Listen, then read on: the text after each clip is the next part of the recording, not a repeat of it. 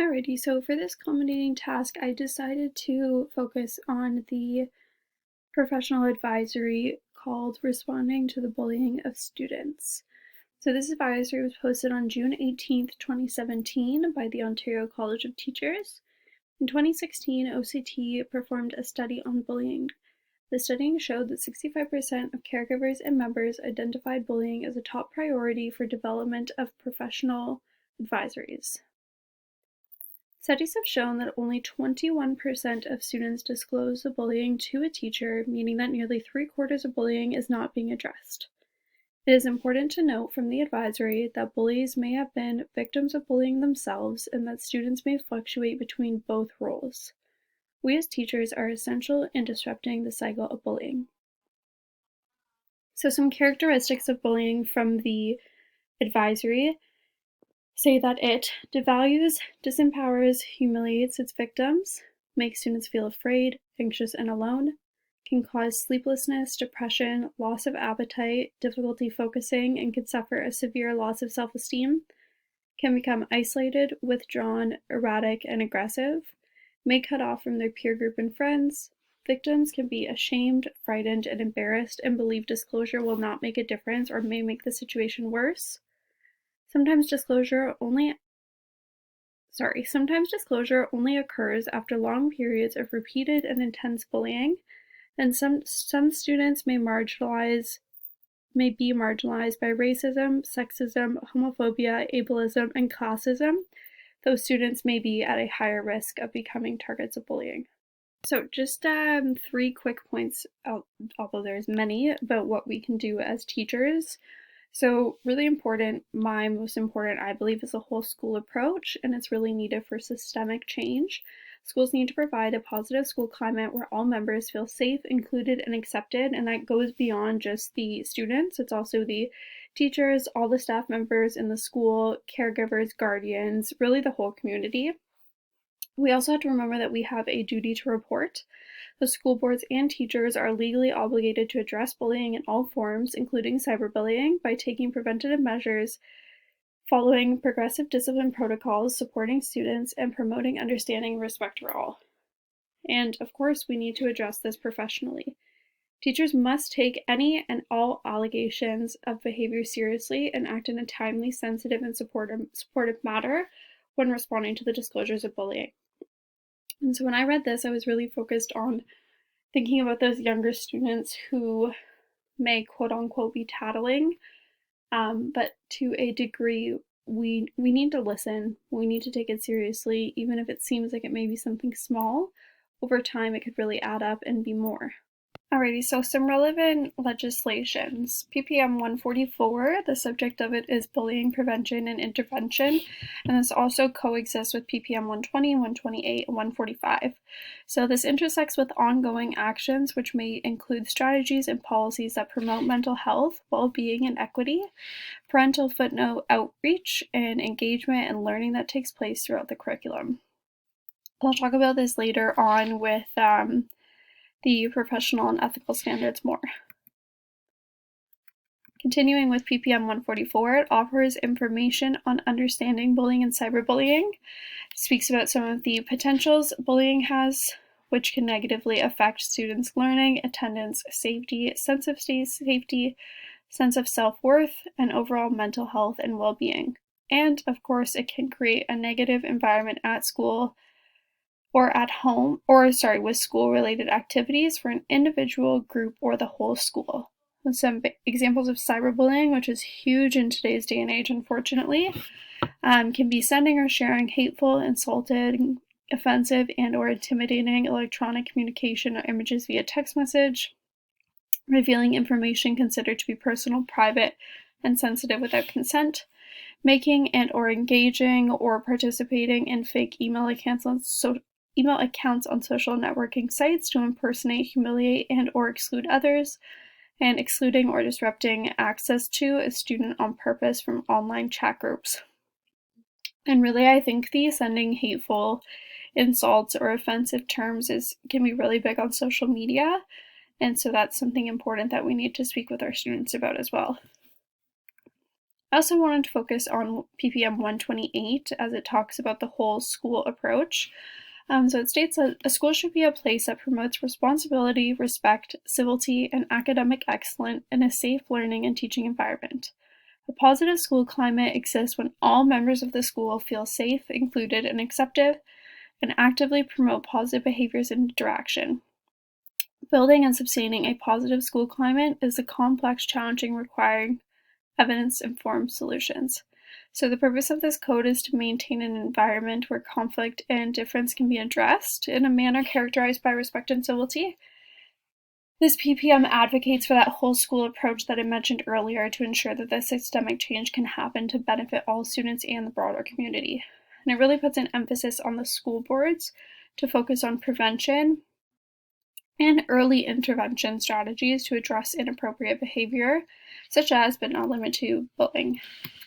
In my last placement, we had 7 integrity keys for the school, and what we would do is I think it was about every other month I was there for one, we would have an assembly and it would focus on that key, and I really think small things like that help to support that whole school approach. So duty to report. So as a professional educator working directly with students and supporting others, you have a legal and ethical duty to report to Children's Aid Society when you have reasonable grounds to suspect that a child is or may be in need of protection. So important to note is that you do not have to be certain that a child may need protection. You just use your normal and honest judgment, and if the suspicion is on reasonable grounds, it is enough to report. You will never be reprimanded for reporting if there is no concern.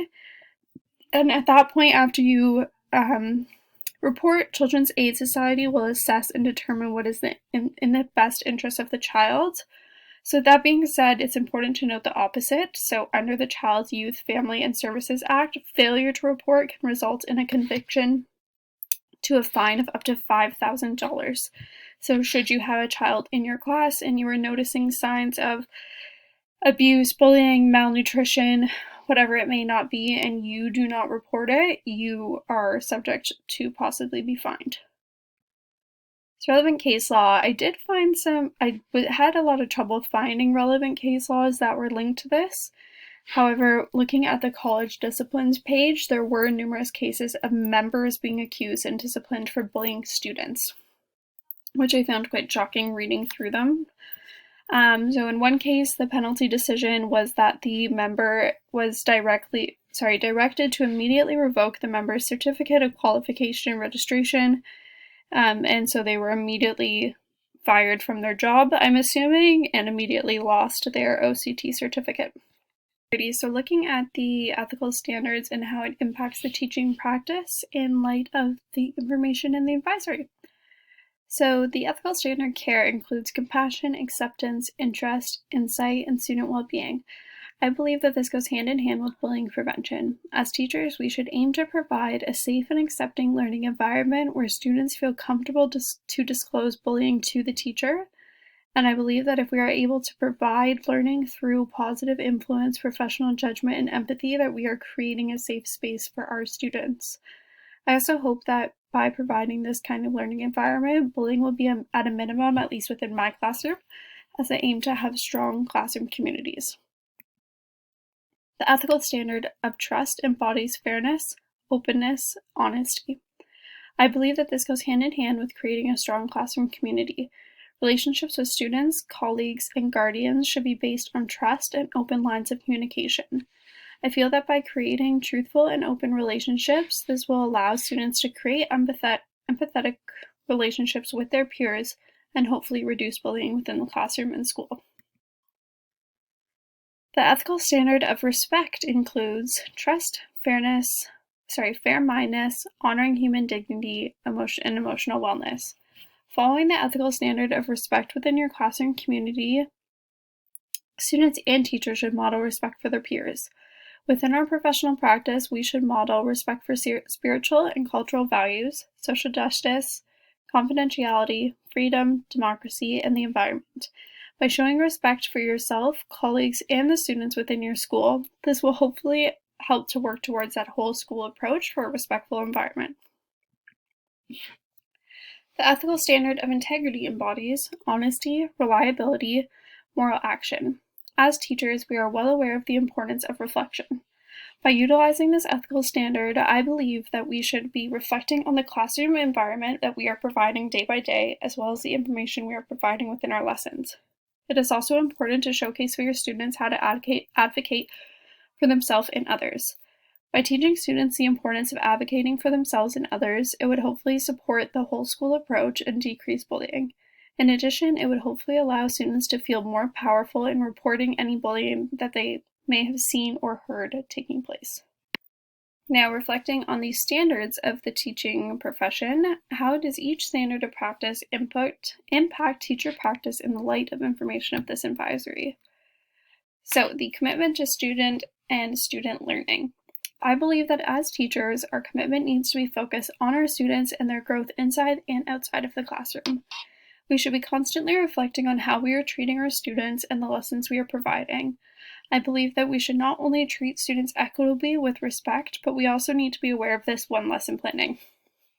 My first placement was in a low socioeconomic area, and within this class I was taught not to plan unrealistic lessons. What I mean by this is, I wouldn't plan a math lesson around going on a trip and purchasing tickets. Doing so would set unrealistic expectations for my class and not bring in real-world lessons for this group. By being sensitive to factors that influence individual student learning, it is with hope that we are providing equitable lessons and not providing any support for bullying within the classroom. Professional knowledge. When reading about this standard of practice, I questioned. Although I agree that as teachers we need to understand and reflect on student development, learning theory, pedagogy, and curriculum, I believe that our professional knowledge goes well beyond this, especially when it comes to bullying prevention. I believe that our professional knowledge of bullying prevention should be based on the relationships that we are forming with our students. If we get to know our students on a personal and professional level, we are better to educate and care for them. If we never get to know our students personally, how can we notice the signs of bullying or neglect? Similarly to the previous slide, this information should be used to inform our professional judgment and instruction. I truly believe that this standard professional practice blends into the commitment to students and student learning as well as professional knowledge. We need to apply our professional knowledge personally and professionally and experiences to promote student learning. I agree that we should be utilizing appropriate pedagogy, assessment, and evaluation, resources, and technology to plan and respond to the needs of our students. However, I think it is important to utilize the information we know about our students as well. What is their cultural background? Are there family members that can come in? Are students or guardians willing to share any stories that can help inform my practice? Doing so will also help build on the classroom community. And learning communities. As previously mentioned, I believe in creating a safe and welcoming classroom community. I believe that by creating collaborative, safe, and supportive learning community, bullying should be at a low within my classrooms. It is with great hope that this would carry through to a whole school approach. As teachers, it is important that we recognize our impact and responsibility towards bullying prevention, not only within our classroom but within the school, and that we empower our own students to take on leadership roles. Students should learn that they are responsible for not only their learning but their actions and the response that their actions have on their peers. Ongoing professional learning. I believe that not only should there be professional advisories on topics such as bullying prevention, but also professional development days. In addition, as teachers, we should take the time to have self-directed research into the signs of bullying and the impacts of bullying and what we can do in our classroom to avoid and address bullying. While we may have experience with it firsthand or a student in our class being bullied, I believe that we should talk to our students about it and make it an open and honest conversation. A great way we can do this is by role-playing in the classroom. Doing so will provide students with the reality of bullying, how it may feel to be bullied, be the bully, and the results of bullying. Reflection. So throughout my practicum placements and the learning done in this assignment, I'm reminded that I'm on the right track. With my first placement being tough, I learned that sometimes the curriculum has to take a back seat and classroom behaviors come first. Through my second placement, I was taught the importance of a classroom community and addressing bullying within the classroom. And through my third placement, I was shown how classroom management and relationships help to form safe, form a safe and respectful classroom environment. After reading through the professional